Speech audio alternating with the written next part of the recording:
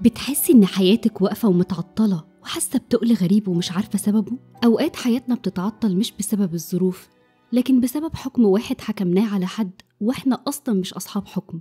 ربنا سبحانه وتعالى قال إن الحكم إلا لله، وقال كمان آية ركزوا فيها جدا: يا أيها الذين آمنوا عليكم أنفسكم لا يضركم من ضل إذا اهتديتم إلى الله مرجعكم جميعا فينبئكم بما كنتم تعملون. يعني بمنتهى الوضوح سيبوا حساب الناس لربنا، ركز على نفسك وخليك في حالك. ولما بتتجاهل ده وبتخالف أمر ربنا بتدخل في مشكلة كبيرة، وصدقيني ده كفيل لوحده يخلي حياتك تقيلة وصعبة ومتعطلة. احنا لما بنحكم على إنسان احنا مش شايفين حقيقة، احنا شايفين سلوك ظاهر في لحظة يمكن هو نفسه مش واعي بيها، يمكن عقله اللاواعي هو اللي كان متحكم فيه مش هو، يمكن لحظة اكتئاب، لحظة تعب، لحظة ضغط. انتي شايفة السلوك لكن الدافع الحقيقي ربنا بس اللي يعرفه.